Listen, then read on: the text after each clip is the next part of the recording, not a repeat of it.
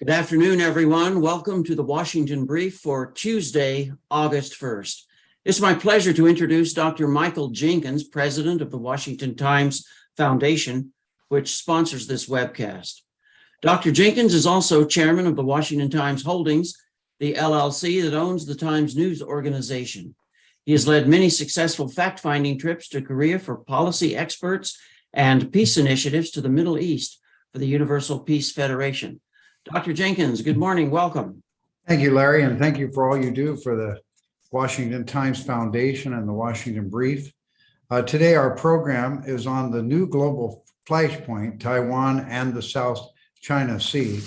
Our guest expert today is Mr. David Sauer, is a retired CIA officer who served as station chief or deputy chief in multiple overseas command positions in East Asia and South Asia, including Taiwan and Japan.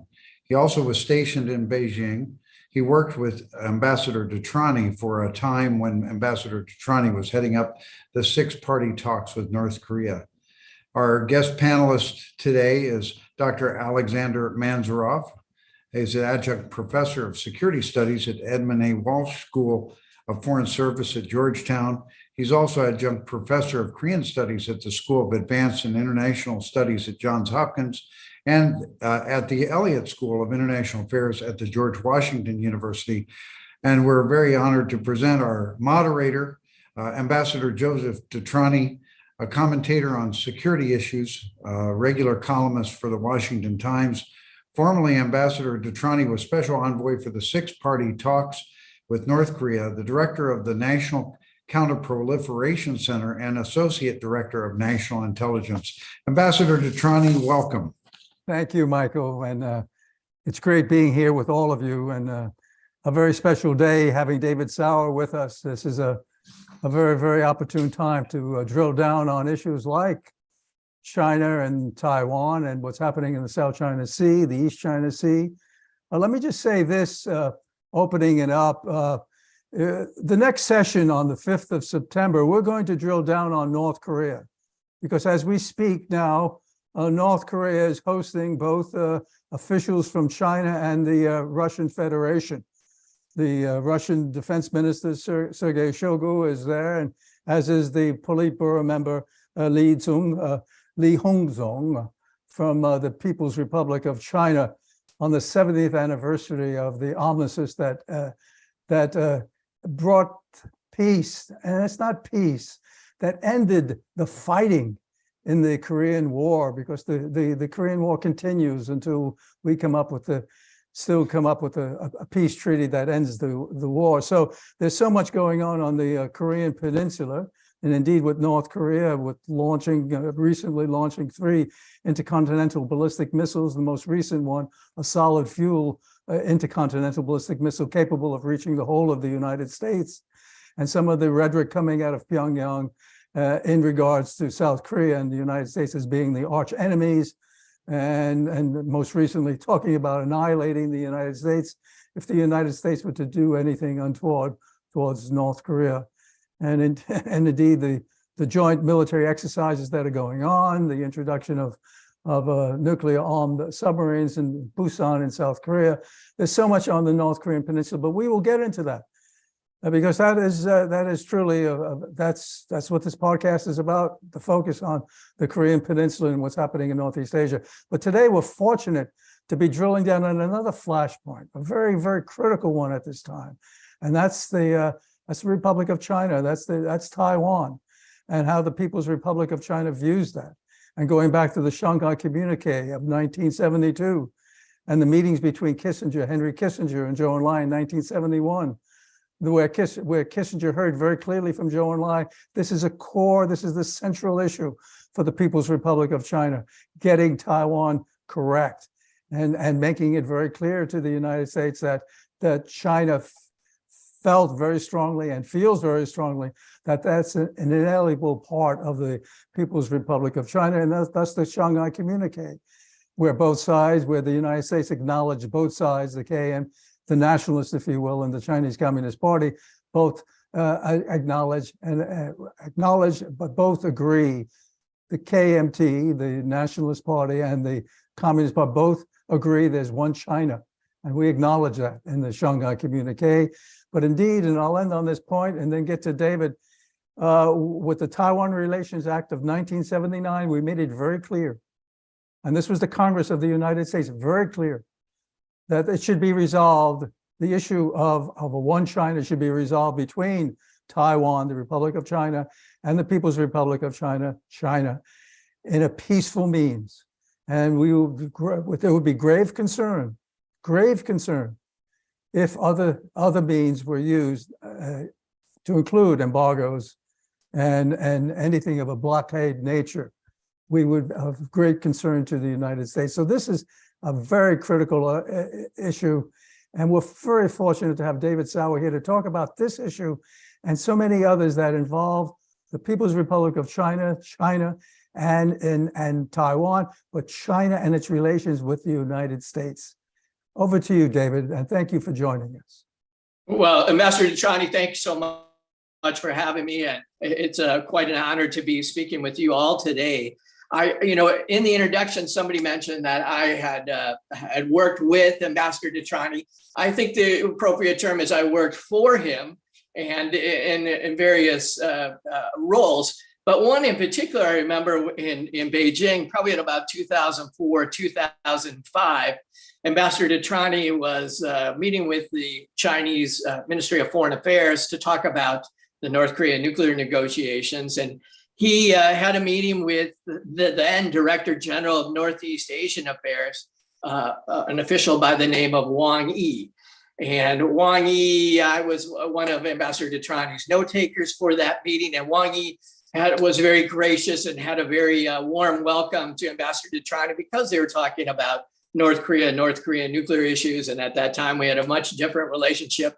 And I can tell you, folks, I'm sure it was a much warmer welcome than Secretary of State Blinken received in Beijing just a few months ago when he visited the People's Republic of China. So it is a really great honor to talk to you. You guys have enormous experience and expertise on China, Taiwan. So it is a bit intimidating to talk to you all, but we'll try to get my point of view across and we can have some good discussion. So right now, I think there's a lot of discussion out there about war in the Taiwan Strait being imminent or inevitable. And to me, I think China is moving towards, they're certainly preparing for war. Their military modernization is proceeding apace. They're trying to sanctions-proof their economy. They've seen what we've done to the Russians because of the Ukraine war. And so they're trying to position themselves to get in a better position economically so we can't really hurt them if they decide to move on Taiwan. But I don't think that war is imminent. I think the combination of China's domestic economic weakness, they've had a tough time coming out of a kind of a disastrous zero COVID policy that Xi Jinping implemented. So their domestic economy is not doing very well, maybe even going into a deflationary cycle if they don't do some stimulus in the near term. And also what's happened in Ukraine has really, I think, given the Chinese leadership some pause. Certainly, China was complicit in Russia's invasion of Ukraine, and they've been assisting the Russians with petroleum, buying their petroleum and providing goods like drones, maybe some sniper rifles, things like that. But right now, they're seeing how the Western alliance is kind of mobilized to confront the Russians and support that the free world is giving Ukraine. And that's really taken them aback, I would think. And also, I give the Biden administration some credit for their ability to mobilize nations around the world to go to the Chinese and say, hey, we want peace and stability in the Taiwan Strait. So taking all those factors together, I don't think it's an inevitable or imminent war, that is, between China, Taiwan, and possibly the United States, Japan, and our other allies in the region. Instead, I think China's made the strategic decision to say, hey, we're going to go all in on the Taiwan presidential and legislative election on January 13th, 2024, and try to manipulate it to their favor. And so they'll use a combination of information warfare, military intimidation, political and economic manipulation to try to create divisions within Taiwan society, try to get candidates that they want elected to succeed and be in place so they can use those tools, those people, to advance their agenda of trying to coerce Taiwan into unification. So really, I wanted to explain kind of why I think Taiwan's important to the United States, kind of how we've come to this situation, and then move into more about the Taiwan election and how China might try to manipulate it. So for me, I think Taiwan's important to the United States for three primary reasons. One, it's a thriving democracy, and one that we helped make. The Taiwan people deserve the credit for fighting for increased personal freedoms, and they were successful, and U.S. policy supported that along the way. Moreover, since 2016, with the election of now current President Tsai Ing-wen in Taiwan, the Taiwan government's been one of our best partners in the Indo-Pacific on a range of issues, including North Korea, including during the pandemic. So they're a country and a government that deserves our support. Second is, it's geography. Its geography is quite important. It's very important to Japan. Admiral King said during the World War II, as he was advocating for the United States to, rather than to go to the Philippines to take Taiwan, he said, Taiwan is really the cork in the bottle for Japan. And what he means is that whoever controls Taiwan controls the sea lane of communications to Japan and to a large extent also to the Republic of Korea.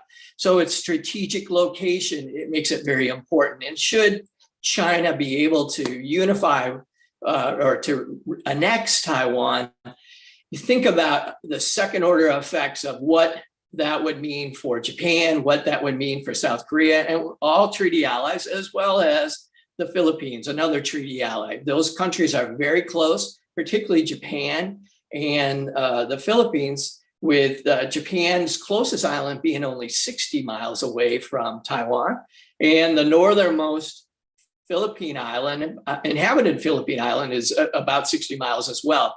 Meanwhile, China is about 100 miles away at the closest point in the Taiwan Strait. So, it's democracy, geography, and perhaps even most importantly is that it's the center for electronic supply, the electronic supply chain. We've talked a lot about, if you've listened to the news, you've heard about how Taiwan Semiconductor is the most vital semiconductor foundry in the world. Indeed, they produce maybe 93% of the high-end chips that are used in everything that we use, in our iPhones, that are used in all kinds of different commercial applications. So that is incredibly important for the world economy. But it's not just semiconductors. And it's also printed circuit boards, it's packaging and testing of semiconductors. All those factors make Taiwan crucial in the electronic supply chain. And honestly, I don't think the United States wants its main strategic rival to control that supply chain and to have a monopoly over it, and for our own interests moving forward. So how do we get to the state of where we have these tensions in the Taiwan Strait? And I really want to go back to, and I'm not going to go back 5,000 years of Chinese history. I want to go back to 1996. And 1996 is kind of a pivotal year because Taiwan is going through its first direct presidential election. And at the time, the Chinese didn't want the then sitting president, Lee Teng-hui, to be reelected as president of Taiwan. They correctly identified him as somebody who supported a Taiwan identity, he supported Taiwan sovereignty, and they didn't want him to win. And so they used military intimidation, including shooting missiles off the north and south coasts of Taiwan to try to intimidate the Taiwan electorate. The United States took a very dim view of that activity, and President Clinton gave a stern warning to the Chinese government and also deployed 2 aircraft carriers off the coast of Taiwan to support the Taiwan government at the time. And the Chinese backed down. And reason why, they couldn't, at that time, their military wasn't capable of finding those aircraft carriers off their coast, let alone targeting them. So they lost a lot of face, and they really made the strategic decision in the late 1990s to embark upon a huge military modernization, which they're seeing the fruits of that today. And, they've expanded massively their fleet, their missile forces, Army, Navy. I mean, they've increased their capability at a breathtaking pace.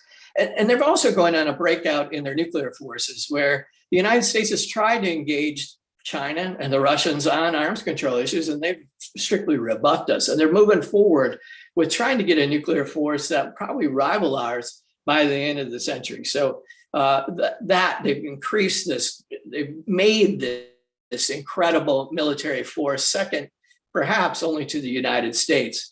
What helped them and enabled them to do some of that was a massive espionage campaign that was directed at Western technology, and especially against the United States, that they embarked upon probably around 2002 or so. And they essentially declared war on the United States, in which they, I think the National Counterintelligence and Security Center estimates that China steals between $300 billion and $600 billion worth of U.S.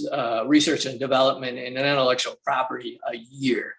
And on top of that, they are also involved.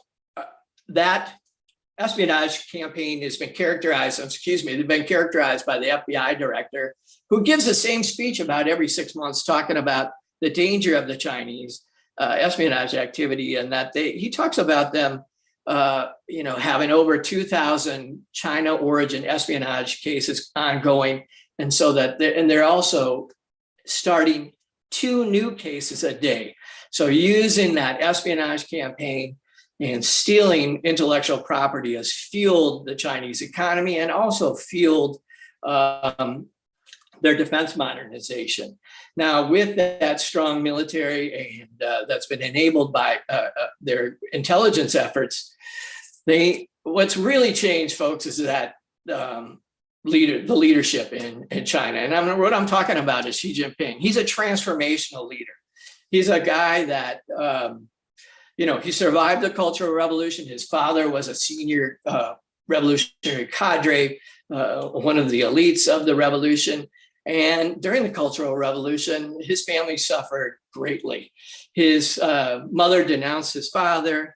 His sister ended up committing suicide. He was, Xi Jinping himself, was sent to the countryside to do manual labor. And even with that, he persisted and struggled and became a member of the Communist Party and rose through the ranks to become the senior leader of the Chinese Communist Party. And since his ascension to the senior Communist Party leadership role, what we've seen is the Chinese push and push and push for what he perceives as their national interest. He's quite emotional about Taiwan. I think he's articulated that to President Biden in Bali, President Macron in Beijing in May, and he's shown that he's fixated, and he's in fact stated that China can't achieve the great rejuvenation of the Chinese people unless they're able to affect the unification of Taiwan. So that has led us into a situation in which today that there are increased tensions over the Taiwan Strait. So let me talk a little bit about the Taiwan election, which is going to take place this January, and where it currently stands. So right now, and I'll go over the individual candidates, and then we can talk about how China might try to influence the election. So and I'll go in order of what their current public support is. The current leader in the polls is the Democratic Progressive Party candidate, the current vice president of the Republic of China, Taiwan, Lai Ching-te. Vice President William Lai is his English name. Vice President Lai has an interesting background. He is a spinal cord expert. He's a physician and a spinal cord expert and trying to deal with injuries to the spinal cord. He became the mayor of Tainan. He served almost 2 terms, which is a city in southern Taiwan, kind of in the roots of the deep Taiwan sovereignty, Taiwan nationality portion of Taiwan. And he was selected to be the premier of Taiwan in 2017 to lead the executive yuan of Tsai Ing-wen's government. He, at the time, made a comment about being a committed Taiwan independence worker while he was serving as premier, which really gave Washington and Beijing a lot of consternation because, we don't want to change that one China policy and acknowledge independent Taiwan state. He currently is polling at about 35% in public opinion polls. He is facing some headwinds in the election from a natural reaction that we're having the DPP in power for 8 years to be reelected again another 4 years. I don't think the electorate necessarily likes that. And Taiwan's experienced some economic problems, as well as there's been a Me Too movement where members of the DPP have been accused of sexual harassment. And that's really hurt the DPP at the polls. The second leading candidate is a guy by the name of Ko Wen-je. He's the former mayor of Taipei, another physician. In fact, Ko Wen-je is a fantastic, brilliant physician and has an incredible record as such. He served 2 terms as the Taipei city mayor and decided to run for president as head of the newly founded Taiwan People's Party. He's considered a political maverick. And he's polling very well with the youth in Taiwan, polling at around 30%. And finally, the KMT candidate, the Nationalist Party candidate, is a gentleman by the name of Ho Yo-i. Ho Yo-i is the current and city mayor of New Taipei City. He's a former director general of the Taiwan National Police Agency, ethnic Taiwanese. Considered to be very moderate on cross-strait views. I mean, he's trying to be in the middle, but I think he's polling under 20%. And I think that's a legacy of the KMT, which for some of your viewers, the KMT, the current KMT is not your father's KMT. It's a party, it used to be a very strictly anti-communist party, one that wanted a one China, but with the KMT in charge of that. Now it's much more of a one China party that, with the People's Republic of China in charge of it. And I think the Taiwan electorate sees that as a party that will sell them out to the People's Republic of China. So they don't poll as well as they used to.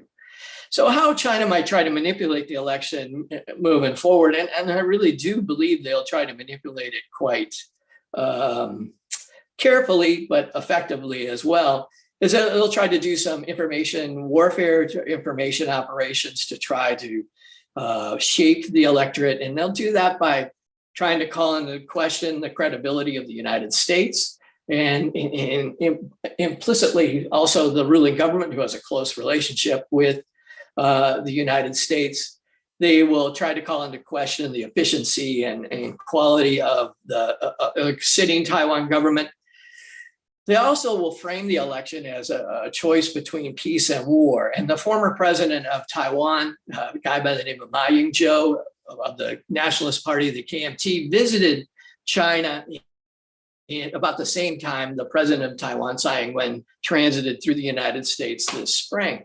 And when he came back to Taiwan, he made the statement that this next election is a choice between peace and war, certainly something that the Chinese have been trying to parrot, and they got him to spout their line. So that's how I think they'll try to manipulate the election with information warfare, using social media, using proxies, using fake accounts, et cetera, to propagate their messages that they want to have done.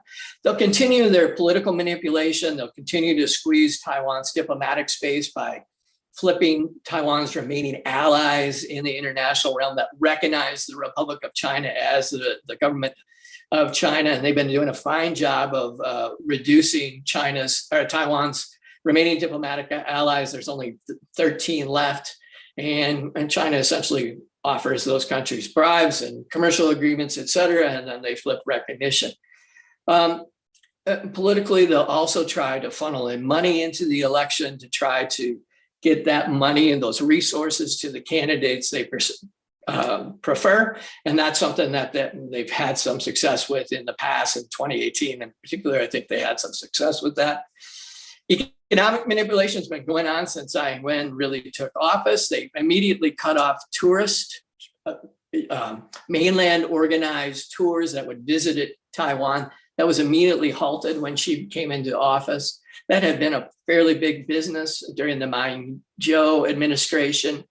But they also tried to use market access as a tool to reward or punish various areas of Taiwan. So areas which are more DPP leaning, perhaps they produce pineapples. They'll halt the importation of pineapples from that region. Conversely, if there's a region that is producing apples or other commercial or commodities, they'll allow those commodities to go in from Taiwan into the mainland to help, the candidates or the politicians that they think are more supportive of them. So economic manipulation is going to continue on. Then finally, I think it's military intimidation, which they've really stepped up in these last few years. And since the Speaker of the House, Nancy Pelosi, visited Taiwan in August of 2022, we've seen a remarkable step up in the amount of intrusions across the center line in the Taiwan Strait by Chinese aircraft. And that had been, frankly, a long-standing taboo on both sides since the late 1950s. That had not really gone on very much. I've lived in Taiwan for 6 years. It's not until, 2018, 2019, that you really saw the step up in Chinese gray zone activities to try to wear down the Taiwan Air Force, try to better understand the Taiwan Air Defense Network, and also wear down the Coast Guard and Navy by having vessels sail around near Taiwan's territorial waters. So really causing a reaction of that. So for the election, though, I think China's got to carefully, we'll see if they do this, but I think they'll carefully calibrate that military pressure on Taiwan until they get a sense if their preferred candidates are going to lose. And if that's the case, I think they'll really step up that military pressure on Taiwan to get the point across that the election is really a choice between peace and war. So after the election is completed, there's about a 5-month lull where Tsai Ing-wen will be a lame duck president until they inaugurate the new Taiwan president. But the results of the election really will frame how China decides to move forward with its Taiwan policy.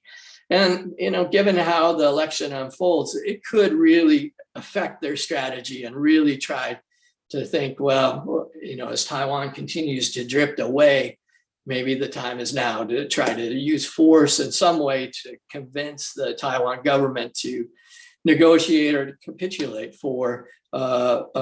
in favor of some type of accommodation with the mainland. So I'll end it there and open it up to questions. So thank you very much. David, that was quite a presentation. There's so much to unpack in this. You talked about China's economy. You talked about the war in Ukraine and how that's affecting the leadership. And you talked about Xi Jinping, who's making these decisions. But you also talked about the upcoming elections and China's what China did in 1996 with Li Denghui, how they tried to affect that election, and how the U.S. sent in two aircraft carrier battle groups. And China stood down on that, but they're moving now with militarization, et cetera. But you end on an interesting point, and that point is, depending on how the elections go, what will China decide? How will China react if indeed they do not get someone who's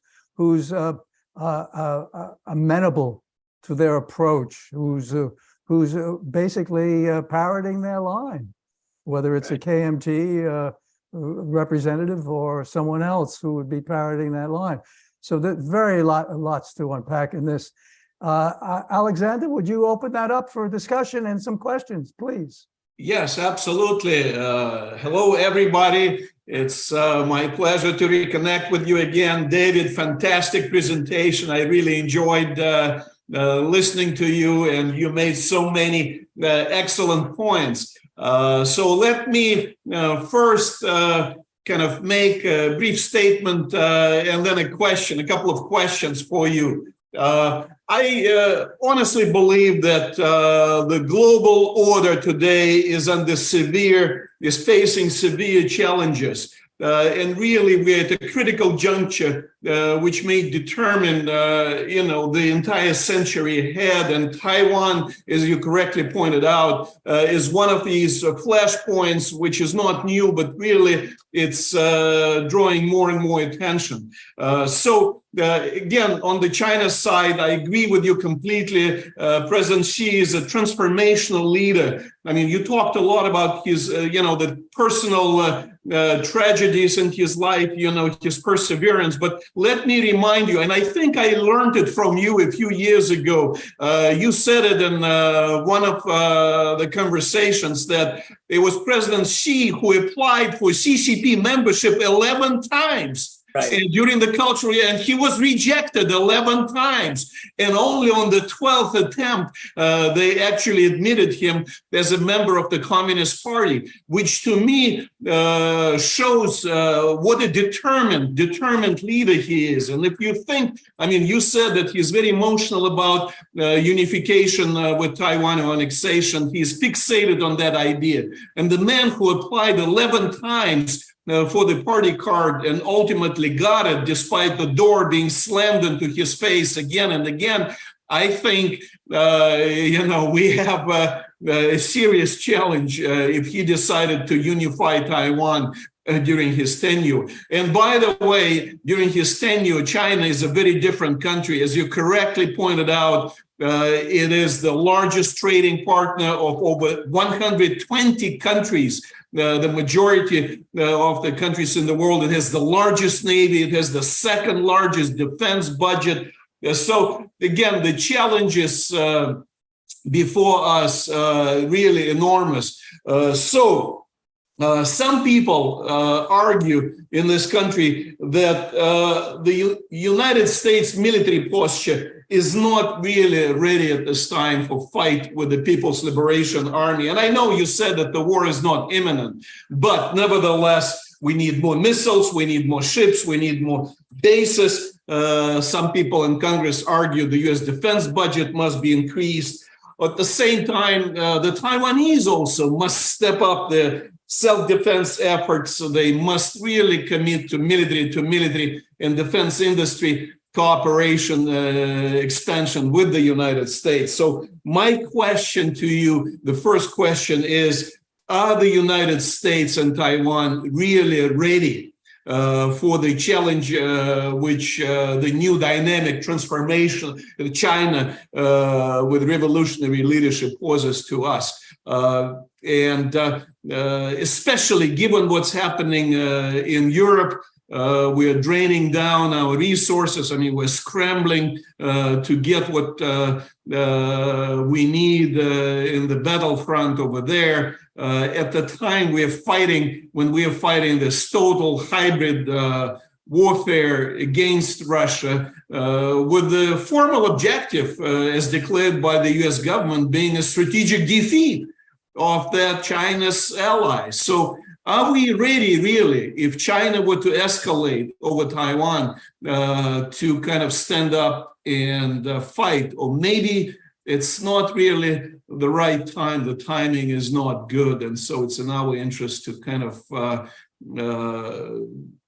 kick the can down the road, let's say, to the future generations.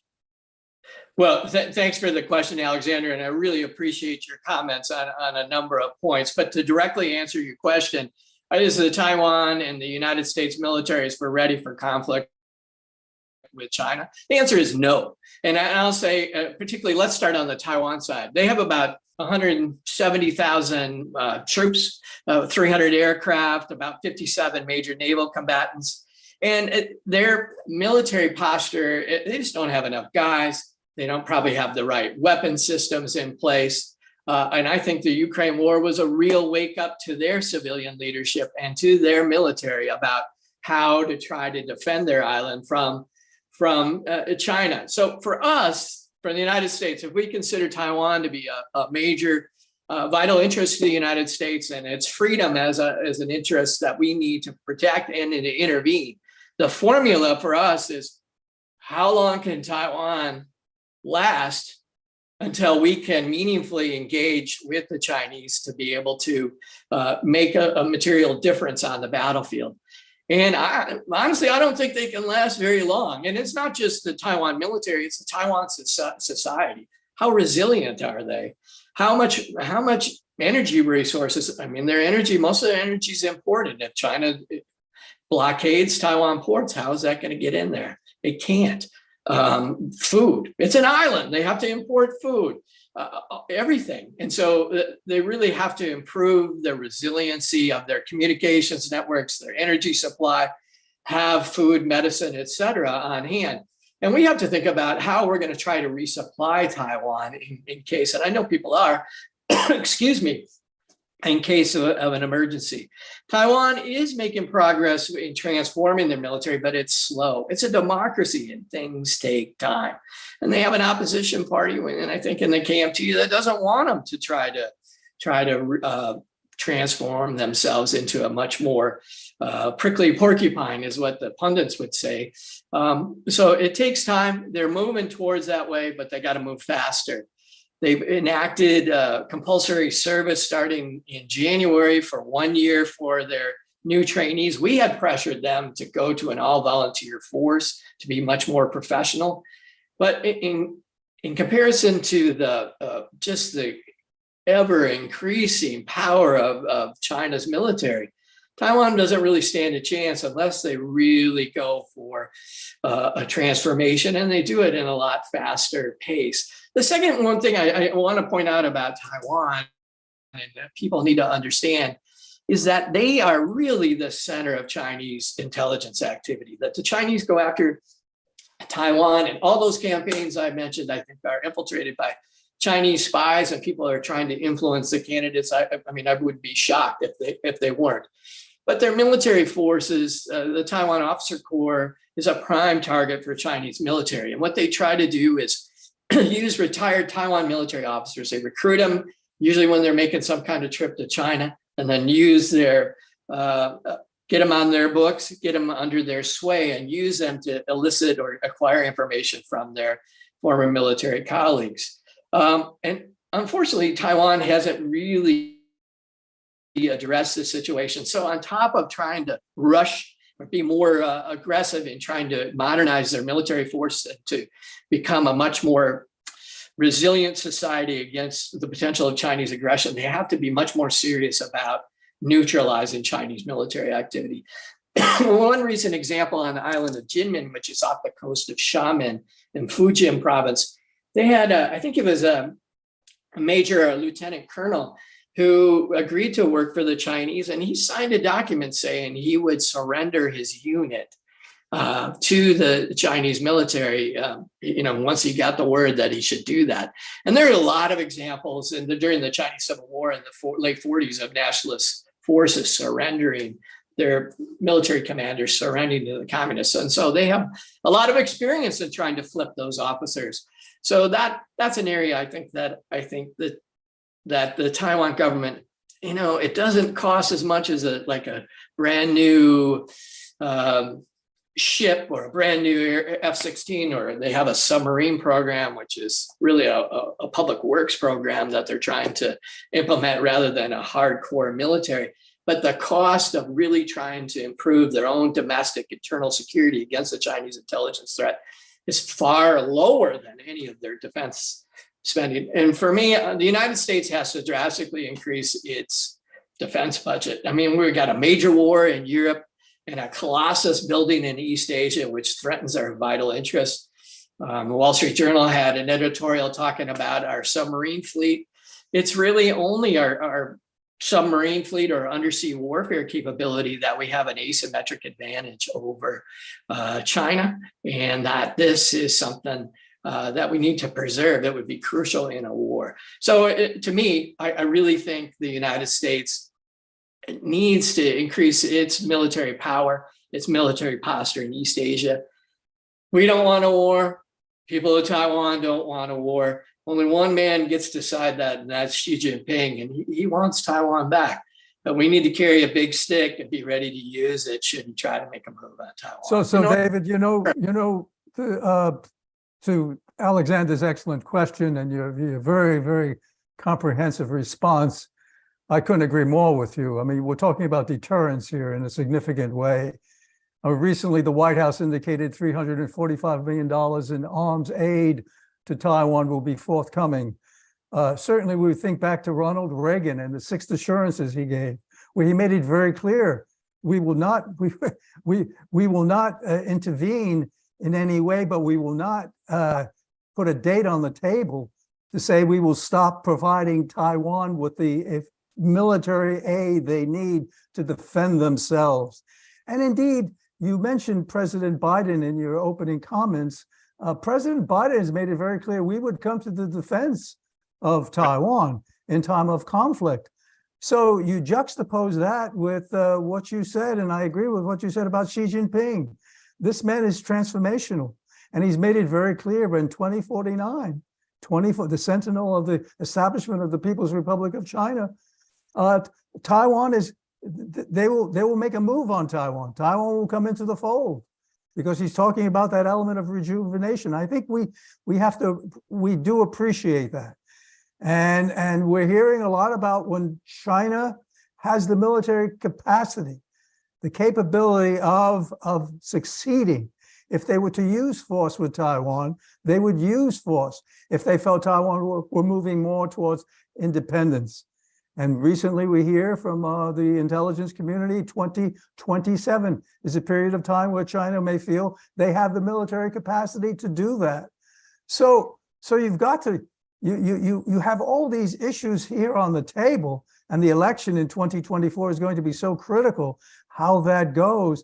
But let me, if deterrence, and I think this is what we're talking about, if deterrence isn't enhanced, if Taiwan doesn't have a greater capability, and China has to realize making a military move on Taiwan, what it will do for their international credibility, whether it's the Belt and Road, whether it's the global South, or what have you. And you alluded to that in your opening comments.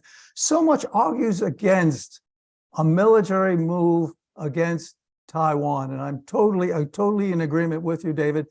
Having said that, however, we see Xi Jinping and the assertiveness of this leader who has walked away from Deng Xiaoping of 2 terms and collective leadership and so forth, who's taken the reins and is talking about the rejuvenation of the People's Republic of China and the need for Taiwan to come into the fold.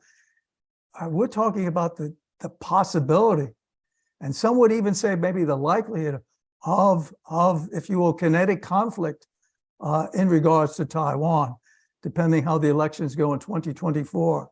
So my question to you then, David, we're talking so much about deterrence and so forth.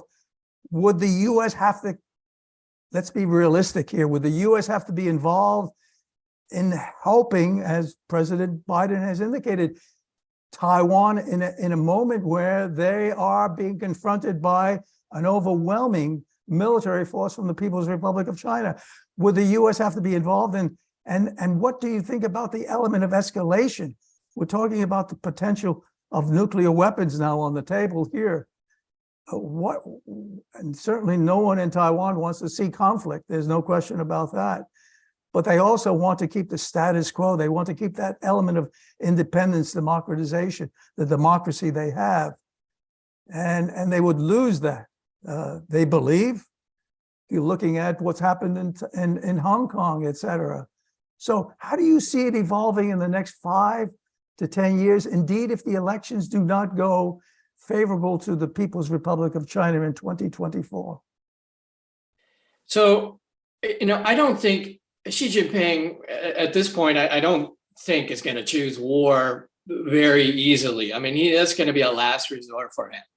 And he's going to try to hollow out Taiwan from within and try to create chaos and conditions in which, he might get a potential candidate that would cut a deal with him that he could live with. I just don't see, on the practical side, I don't think the Chinese want a huge war against Taiwan, because they got to rebuild the infrastructure there once it would be all over. And think about the economic impact to the Chinese people, not let alone the Taiwan people, and how that would Western sanctions against the Chinese government, and the global impact from such a war. So I don't think it's an easy decision for him, and I don't think he'll do that lightly. But I really don't see how he has another choice. If he is committed to unification, I don't see the Taiwan people giving up their hard-won freedoms. It's one of the freest societies on the planet to go live under an authoritarian government in China. Some will accommodate their lives to that kind of a lifestyle, but there are many people in Taiwan who fight to the death to keep their freedoms. And I just don't see him willingly giving up those freedoms to the Chinese government. So I'm very pessimistic about the next 5 to 10 years in cross-strait relations. I just don't see, and people say peaceful reunification. It will never be a peaceful reunification. It'll be a coerced unification at best, if not a violent unification. So that's how I see it unfolding. And back to some of the earlier comments about when China may or may not have the capability to use military force. If Xi Jinping said today to the PLA's commanders, say, we're going today, they will snap to it and they will go. Now, to me, it's a matter of how much blood they're willing to spend to take back Taiwan. And it's certainly the Taiwan military, overtaxed that they are, too small and not ready for that, just kind of a huge kinetic strike. They're not, I don't think they'll last very long. And so I think we need to increase our deterrence posture in the Western Pacific to deal with them. Now, listen, I think that the United States needs to adhere to a one China policy. We do not want conflict in the Taiwan Strait. We want peace and stability. That has benefited everybody. It's benefited the Chinese, it's benefited the people of Taiwan, it's benefited the people of the United States from a more bustling electronics industry, if you will, let alone other things. And so by doing that, I hope we can maintain the status quo. It's not the United States, it's not Taiwan pushing for a change in the status quo. It's really People's Republic of China who said, and Xi Jinping who said that China can't wait forever to have Taiwan reunified. And for the US policy, I think we need to, strengthen our deterrence posture and be ready for that horrible eventuality if it ever comes. But by being ready, I think we can deter war in the Strait and keep the status quo and kick the can down for future generations to decide. And maybe have a China that's much more, evolves into a better system of governance and not a one-party authoritarian rulership. Thank you, David. Alexander. Thank you, Ambassador. Now, let me pivot to grand strategizing a little bit. It looks like our current grand strategy aims at taking on two rival great powers, Russia and China at the same time, which kind of goes against the traditional approach of at least the Republican administrations in this country, as exemplified by Henry Kissinger's kind of attitude. You drive a wedge between Russia and China, pit them against each other, and basically take advantage of that. Now, today, our policy is to deliver a strategic defeat to Russia while containing China on both sides. And that strategy is clearly driving those two countries in the tighter and tighter embrace. I know some people here in Washington tends to dismiss it, saying, oh, there are so many friction points in that partnership that, they hate each other clandestinely. We shouldn't be worried much about it. But now, in my opinion, the nature of that strategic partnership is changing, and it's having a serious impact on their relations with the United States and the world order. And specifically,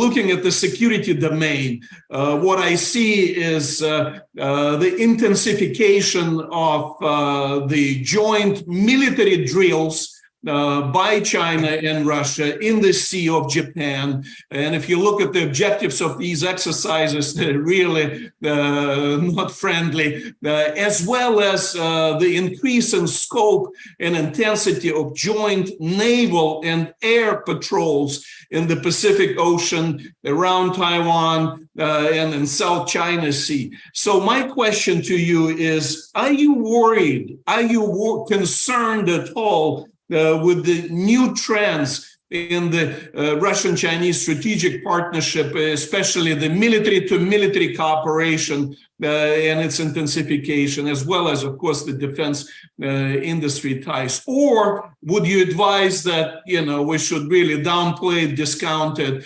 and really ignore it for all practical reasons because they hate each other anyway? No, I agree with you, Alexandre, I really do. I think it's something to be concerned about. And I think not only should the United States take that cooperation and that strategic partnership, which is growing closer, not going further apart, ever more seriously. And I'll tell you who's really concerned about that strategic cooperation. It's the Japanese. Mm-hmm. And, they live in a very dangerous neighborhood with the Russian threat. Of course, the Japanese want to get their Kuril Islands back from the Russians, and the Russians always string that out to the Japanese, saying, "Oh, we might be able to talk about that sometime in the future to keep close relationship with the Japanese," but it's never going to happen. That joint patrol and that joint military exercises speaks to an increased sophistication of the Chinese military, and it should be of great concern to the United States and our allies in Northeast Asia. And I'm going to pivot a little bit and talk about Japan and Taiwan. The Japanese are deathly afraid of what would take place if Taiwan were to revert back to China. As I said earlier, it's going to really impact their sovereignty with their sea lanes of communication owned by their principal strategic rival and neighbor. But it also is going to, they also have to worry about the Chinese then moving on to the Senkaku Islands or the Diaoyu Islands, which are two islands, really kind of a fishing area, which both China, Taiwan, and Japan claim that Japan has administrative rights over, as well as the Ryukyu Island chain, in which Okinawa is a part. Xi Jinping has made a point of saying, making comments to the senior U.S. leadership about the Ryukyu, saying, those were part of the Chinese Empire at one time. They were a sovereign state or a vassal state of the Ming or Qing dynasty, and probably should be again. And just a few months ago, and this is done on purpose and released on purpose, he visited a museum in which he went and looked at documents about Han Chinese settlement of the Ryukyus, really trying to indicate that sovereign China territory could be considered China territory. So the Japanese are definitely worried about what's taking place on their northern border with Russia and with China, and we're seeing a reaction of that with their increased military spending, which is long overdue. Just a quick follow-up. If you read the Chinese media, you see more and more concern about what Chinese call Prime Minister Kishida's a much more aggressive policy aimed at hindering China's unification. That's the language they used. Yeah. And they actually threatened Japan that if he continues with those efforts to hinder China's unification, then the overall Chinese-Japanese bilateral relationship will suffer serious damages. I mean, how worried are you about the disruption in the China-Japan relationship if Prime Minister Kishida continues to stand really firm on the issue of Taiwan? I think that involves a lot of different factors. It's never a bad thing for the Chinese domestic audience to bash the Japanese. So that spurs Chinese nationalism, and it plays well. I mean, to think that Japan is going to be this hyper aggressive state against China again, I think is a total misread of the Japanese people and what's taken place. What they're doing is trying to protect their own national security from an over assertive China taking place. Right now, I think, we're having trouble having mill-to-mill communications with the Chinese. Well, the Japanese aren't. They had a mill-to-mill meeting not that long ago, which on the sidelines of the Shangri-La dialogue. And so I don't think China-Japan relations are as bad as US-China relations at this juncture. And whatever that relationship is on the surface, the Japanese are very, very concerned about China's assertiveness in the region, their growing military power. And we're seeing that reaction to their own military stance, as well as their desire to get closer to the United States and engage the United States on discussions about what will take place if, God forbid, China moves aggressively or militarily against Taiwan. Well, David, no, I couldn't agree with your comments more. They're excellent, good questions, Alexander. You mentioned the South China Sea. China's looking to hold documents to make a claim that this is China's territory going back to the Qing dynasty and maybe late Ming and etc. Despite what the International Court, International Tribunal has said about that. So obviously there are actions in the South China Sea, but also in the East China Sea, as you just mentioned with the Diaoyutai and the Senkaku Islands, etc. This is affecting lots of other countries.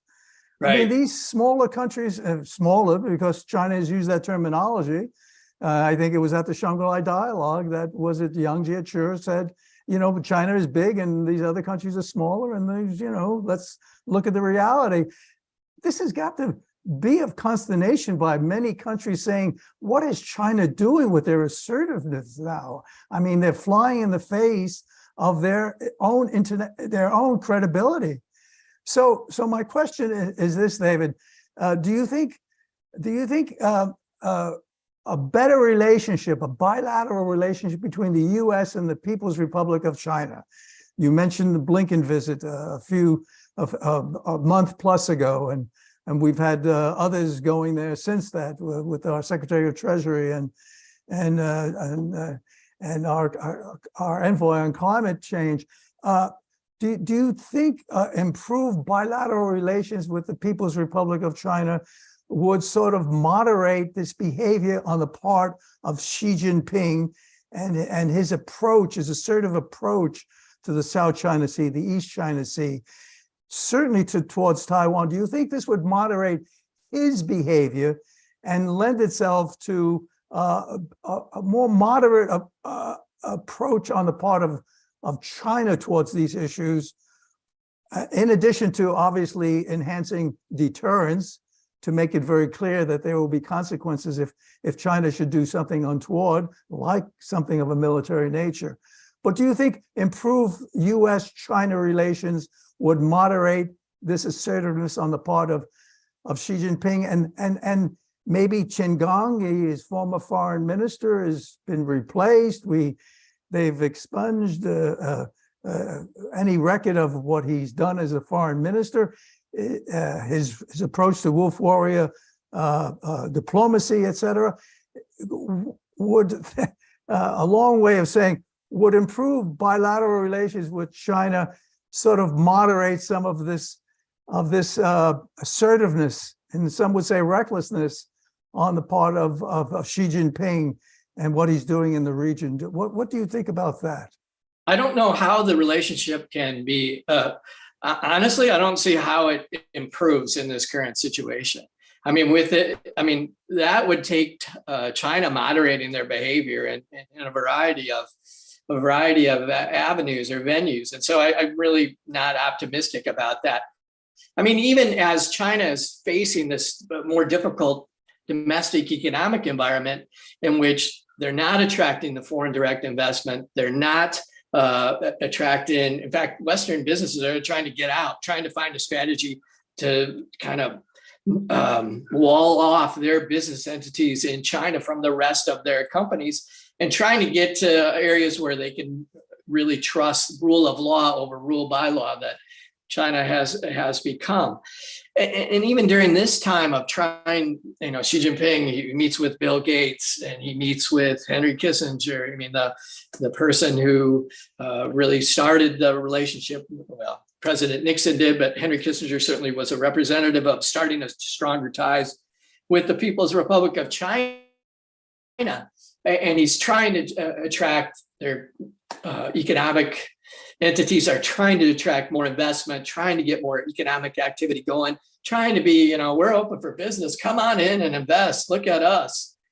Well, at the same time, they're doing that, trying to be less confrontational, at least on the surface. They're continuing to push the Philippines in the claimed, mutually claimed islands or areas of the South China Seas. I think last week or 2 weeks ago, they had a exploration vessel go down into Malaysia's EEZ with Coast Guard vessels escorting it down there to you know, probably try to look for petroleum reserves or natural gas reserves in those areas. So I don't see it happening in the near term. There's got to be a fundamental change in outlook and leadership. And honestly, Ambassador DeTrani, I think Xi Jinping has been in many ways a disaster for the Chinese people. The zero COVID policy, locking down that whole population. People talk about our lockdowns. We don't have anything to compare. We didn't have anything to compare with what the Chinese went through, not importing Western vaccines that actually work to help protect their people. I mean, he's been able to, his actions and the actions of the People's Republic of China have rallied the world. I mean, their largest trading partners are like going to them and saying, hey, you guys, you got to cool it. So, I mean, until there's a fundamental change in their foreign policy, we're going to be at loggerheads for a long time. And I worry about the Biden administration kind of trying to piecemeal the relationship by sending different, and this is my own commentary here, that, you know, you have your Secretary of State go, well, fine, but then you have your Treasury Secretary and your climate change envoy, et cetera. That needs to be well coordinated in Washington, or the Chinese are going to try to play off against each other. And I'm sure they're all aware of it, but it's also natural that you might fall into a certain amount of a trap there. Excellent comments, David. Thank you so much for this excellent presentation on Taiwan and issues related to the South China Sea, the East China Sea, and beyond. Thank you so much. Next session will be on the 5th of September, and we will be drilling down on North Korea. There is an American there now, the private Travis King, who crossed the DMZ, and we all pray for his well-being, and we would hope the next time we get together in this podcast, he will be released and come back to his family in the United States. Over to you, Michael. Thank you, Ambassador DeTrani. Again, thank you for your excellent moderation of this program. We didn't have enough time. It's just so interesting and so informative. Dr. Mansourov, again, you always contribute such an interesting insight and help to open up the discussion to go deeper. And we're so happy, David Sauer, that you could be with us. We will be inviting you back soon. We're thankful to the Washington Times for its coverage of these programs, which helps us to broadcast this message throughout the world. And also for the Washington Times Foundation, Universal Peace Federation, who are sponsoring this program. I want to thank everybody here for their excellent efforts to bring peace to this world and to see how we can make a better world for all people. Again, thank you all, and we'll see you next month.